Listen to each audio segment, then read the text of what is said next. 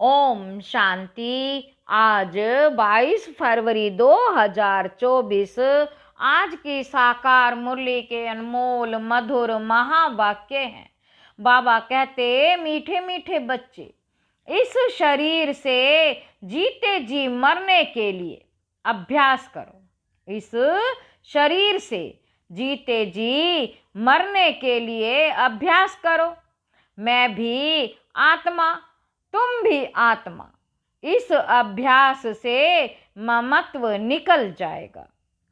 आज के मुरली का प्रश्न है, सबसे ऊंची मंजिल कौन सी है? उस मंजिल को प्राप्त करने वालों की निशानी क्या होगी? उत्तर है, सभी देहधारियों से ममत्व टूट जाए, सदा भाई भाई की स्मृति रहे। सभी देहधारियों से ममत्व टूट जाए, सदा भाई भाई की स्मृति रहे। यही है ऊंची मंजिल। इस मंजिल पर वह पहुंच सकते हैं।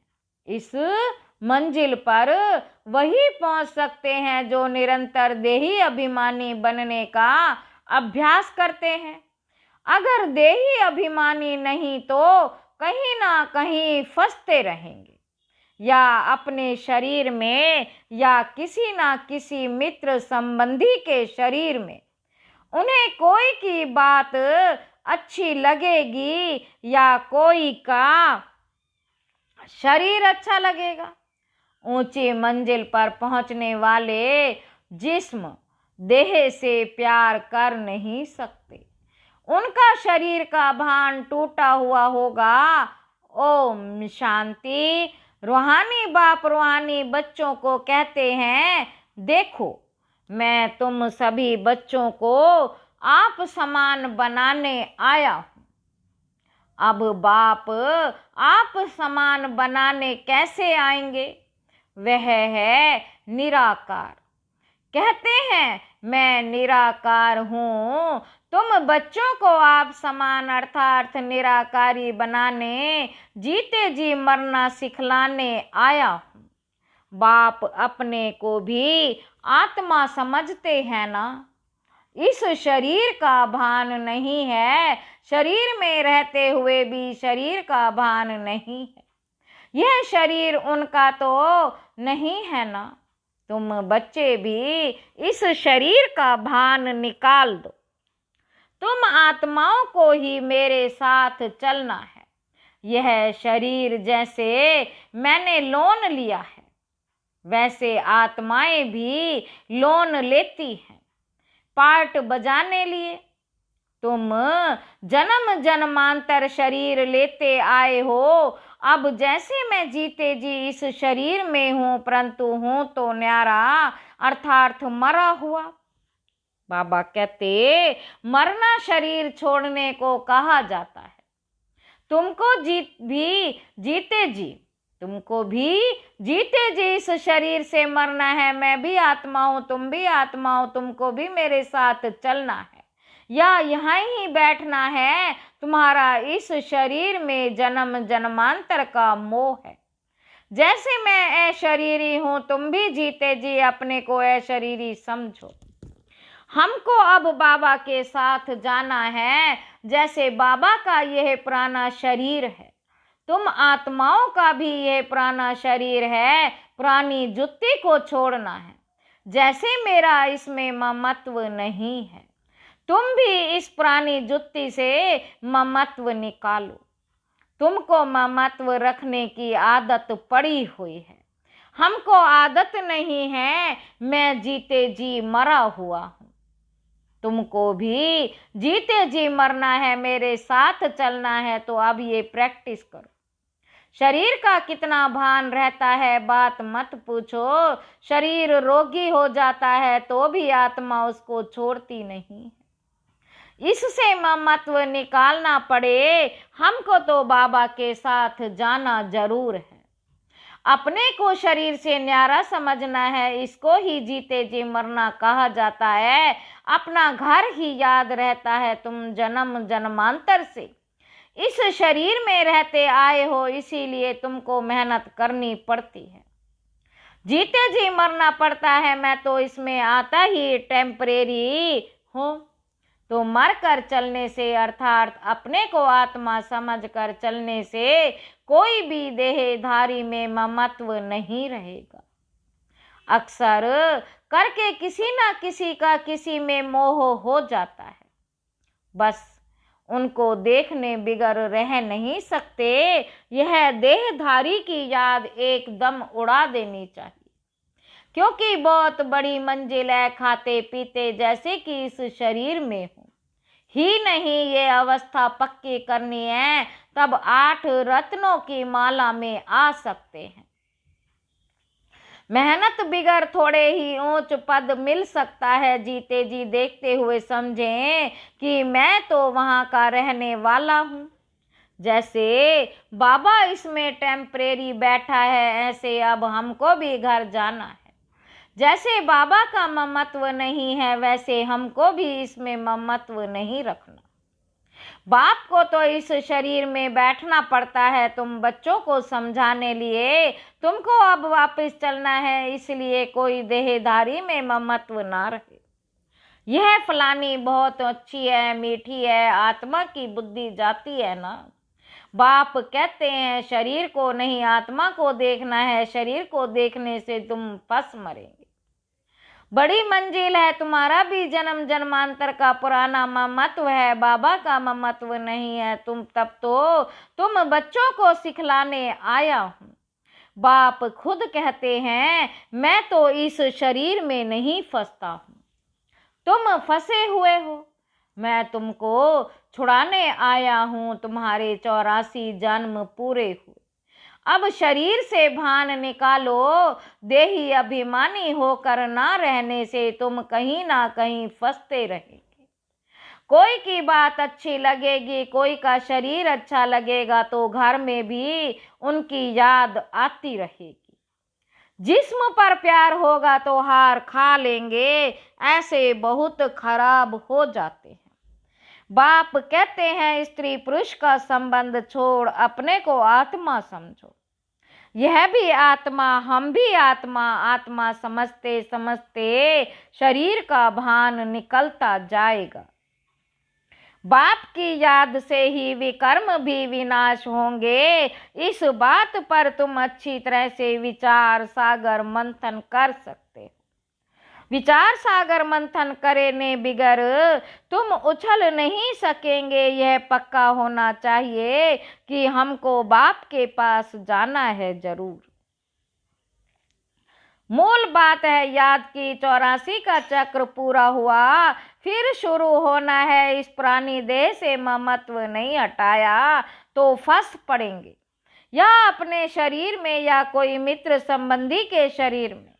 तुमको तो किस से भी दिल नहीं लगानी है। अपने को आत्मा समझ बाप को याद करना है। हम आत्मा भी निराकार, बाप भी निराकार। आधा कल्प तुम भक्ति मार्ग में बाप को याद करते आए हो ना। है प्रभु कहने से शिवलिंग ही सामने आएगा। कोई देहधारी को है प्रभु कह ना सके। सभी शिव के मंदिर में जाते हैं, उनको ही परमात्मा समझ पूजते हैं। ऊंचे से ऊंचा भगवान एक ही है। ऊंचे से ऊंचा अर्थात परम धाम में रहने वाला भक्ति भी पहले है व्यभिचारी होती है एक की, फिर व्यभिचारी बन जाती है। तो बाप बार बार बच्चों को समझाते हैं कि तुमको ऊंच पद पाना है तो यह प्रैक्टिस करो। देह का भान छोड़ो। सन्यासी भी विकारों को छोड़ते हैं ना। आगे तो सतो प्रधान थे, अभी तो वह भी तमो प्रधान बन पड़े हैं। सतो प्रधान आत्मा कशिश करती है, अपवित्र आत्माओं को खींचती है। क्योंकि आत्मा पवित्र है, भल पुनर्जन्म में आते हैं तो भी पवित्र होने के कारण खींचते हैं। कितने उन्हों के फॉलोअर्स बनते हैं। जितनी पवित्रता की जास्ती ताकत उतने ज्यादा फॉलोअर्स। यह बाप तो है ही एवर प्योर और है भी गुप्त। डबल है ना।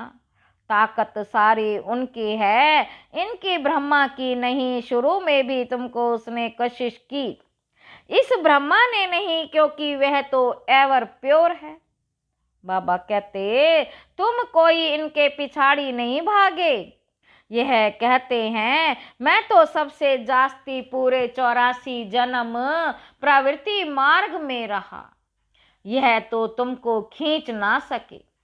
बाप कहते हैं मैंने तुमको खींचा, भल सन्यासी पवित्र रहते हैं, परंतु मेरे जैसा पवित्र तो कोई भी होगा नहीं। वह तो सब भक्ति मार्ग के शास्त्र आदि सुनाते हैं। मैं आकर तुमको सब वेदों शास्त्रों का सार सुनाता हूँ। चित्र में भी दिखाया है, विष्णु की नाभि से ब्रह्मा निकला, फिर ब्रह्मा के हाथ में शास्त्र दिखाए हैं। अब विष्णु तो ब्रह्मा द्वारा शास्त्रों का सार सुनाते नहीं हैं, वो तो विष्णु को भी भगवान समझ लेते हैं। बाप समझाते हैं मैं इन ब्रह्मा द्वारा सुनाता हूँ, मैं विष्णु द्वारा थोड़े ही समझाता हूँ। कहाँ ब्रह्मा कहाँ विष्णु, ब्रह्मा सो विष्णु बनते हैं, फिर 84 जन्म के बाद ये संगम होगा। यह तो नई बातें हैं ना, कितनी वंडरफुल बातें हैं समझाने की। अब तो बाप कहते हैं बच्चे जीते जी मरना है, तुम शरीर में जीते हो ना, समझते हो हम आत्मा है, हम बाबा के साथ चले जाएंगे। यह शरीर आदि कुछ भी नहीं ले जाना है, अब बाबा आया है, कुछ तो नई दुनिया में ट्रांसफर कर दे। मनुष्य दान पुण्य आदि करते हैं दूसरे जन्म पाने के लिए, तुमको भी नई दुनिया में मिलना है, यह भी करेंगे वही जिन्होंने कल्प पहले किया होगा। कम जास्ती कुछ भी होगा नहीं, तुम साक्षी होकर देखते रहे, कुछ कहने की भी दरकार नहीं रहती। फिर भी बाप समझाते हैं जो कुछ करते हैं तो उसका भी अहंकार नहीं आना चाहिए। हम आत्मा यह शरीर छोड़कर जाएंगे, वहां नई दुनिया में जाकर नया शरीर लेंगे। गाया भी जाता है राम गयो रावण गयो। रावण का परिवार कितना बड़ा है, तुम तो मुट्ठी भर हो। यह सारा रावण संप्रदाय है, तुम्हारा राम संप्रदाय कितना थोड़ा होगा, 9 लाख। तुम धरती के सितारे हो ना, माँ बाप और तुम बच्चे। तो बाप बार बार बच्चों को समझाते हैं कि मर्जीवा बनने की कोशिश करो। अगर किसी को देखकर बुद्धि में आता है ये बहुत अच्छी है, बहुत मीठा समझाती है, ये भी माया का वार होता है। माया ललचा देती है, उनकी तकदीर में नहीं है तो माया सामने आ जाती है। कितना भी समझाओ तो गुस्सा लगेगा। यह नहीं समझते कि यह देह अभिमान ही काम करा रहा है। अगर ज्यादा समझाते हैं तो टूट पड़ते हैं, इसलिए प्यार से चलाना पड़ता है। किससे दिल लगा जाता है तो बात मत पूछो, पागल हो जाते हैं। माया एकदम बेसमझ बना देती है। इसलिए बाप कहते कभी कोई के नाम रूप में नहीं फंसना। बाबा कहते मैं आत्मा हूँ और एक बाप जो विदेही है, उनसे ही प्यार रखना है, यही मेहनत है। कोई भी देह में ममत्व ना रहो। ऐसे नहीं घर में बैठे भी वह ज्ञान देने वाली याद आती रहे। बाबा कहते बड़ी मीठी है, बहुत अच्छा समझाती है। अरे मीठा तो ज्ञान है, मीठी आत्मा है, शरीर थोड़े ही मीठा है। बात करने वाली भी आत्मा है, कभी भी शरीर पर आशिक नहीं होना है। आजकल तो भक्ति मार्ग बहुत अच्छा है, आजकल तो भक्ति मार्ग बहुत है। आनंदमयी माँ का भी माँ माँ करते याद करते रहते हैं। अच्छा बाप कहाँ है? वर्षा बाप से मिलना है या माँ से? माँ को भी पैसा कहाँ से मिलेगा? सिर्फ माँ माँ कहने से जरा भी पाप नहीं कटेंगे। बाप कहते हैं मामे कम याद करो, नाम रूप में नहीं फंसना है। और ही पाप हो जाएगा, क्योंकि बाप का नाफरमान बरदार बनते हो। बहुत बच्चे भूले हुए हैं। बाप समझाते हैं मैं तुम बच्चों को लेने आया हूं, सो जरूर ले जाऊंगा, इसलिए मेरे को याद करो। एक मुझे याद करने से ही तुम्हारे पाप कटेंगे। भक्ति मार्ग में बहुतों को याद करते आए हो, परंतु बाप बिगर कोई काम कैसे होगा। बाप थोड़े ही कहते हैं माँ को याद करो। बाप थोड़े ही कहते हैं कि माँ को याद करो। बाप तो कहते हैं मुझे याद करो। पतित पावन मैं हूं, बाप के डायरेक्शन पर चलो। तुम भी बाप के डायरेक्शन पर औरों को समझाते रहो। तुम थोड़े ही पतित पावन ठहरे। याद एक को ही करना है, हमारा तो एक बाप, दूसरा ना कोई। बाबा हम पर ही वारी जाएंगे, वारी जाना तो शिव बाबा पर ही है, और सबकी याद छूट जानी चाहिए। भक्ति मार्ग में तो बहुतों को याद करते रहते हैं, यहाँ तो एक शिव बाबा, दूसरा ना कोई, फिर भी कोई अपनी चलाते हैं, तो क्या गति सदगति होगी। मूंझ पड़ते हैं, बिंदी को कैसे याद करें।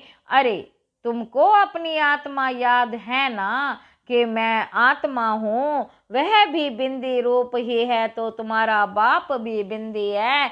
बाप से वर्षा मिलता है, माँ तो फिर भी देहधारी हो जाती है। तुमको विधेय से ही वर्षा मिलना है, इसलिए और सब बातें छोड़ एक से बुद्धि योग लगाना है। अच्छा, मीठे मीठे सिक्की लदे बच्चों प्रति माता पिता बाप दादा का याद प्यार और गुड मॉर्निंग। रूहानी बाप की रूहानी बच्चों को नमस्ते। हम रूहानी बच्चों की रूहानी बाप दादा को याद प्यार और गुड मॉर्निंग। नमस्ते बाबा, नमस्ते, शुक्रिया बाबा, शुक्रिया। धारणा के लिए मुख्य सार पहला पॉइंट है शरीर का भान खत्म करने के लिए चलते फिरते अभ्यास करना है। जैसे कि इस शरीर से मरे हुए हैं, न्यारे हैं, शरीर में है ही नहीं। बिगर शरीर आत्मा को देखो, बिगर शरीर आत्मा को देखो। दूसरा पॉइंट है कभी भी किसी के शरीर पर तुम्हें आशिक नहीं होना है। एक विदाई बाप से ही प्यार रखना है, एक से ही बुद्धि योग लगाना है। वरदान है सेवा और सब पुरुषार्थ के बैलेंस द्वारा, सेवा और सब पुरुषार्थ के बैलेंस द्वारा ब्लेसिंग प्राप्त करने वाले कर्म योगी भव। कर्म योगी अर्थात कर्म के समय भी योग का बैलेंस हो। सेवा अर्थात कर्म और सब पुरुषार्थ अर्थात योग युक्त। इन दोनों का बैलेंस रखने के लिए एक ही शब्द याद रखो कि बाप करण करावण हार है, मैं आत्मा करण हार हूं। यह एक शब्द बैलेंस बहुत सहज बनाएगा और सर्व की ब्लेसिंग मिलेगी। जब करणहार के बजाय अपने को करावणहार समझ लेते हो तो बैलेंस नहीं रहता और माया अपना चांस ले लेती है। स्लोगन है नजर से निहाल करने की सेवा करनी है तो बाप दादा को अपनी नजरों में समा लो। अच्छा, ओम शांति।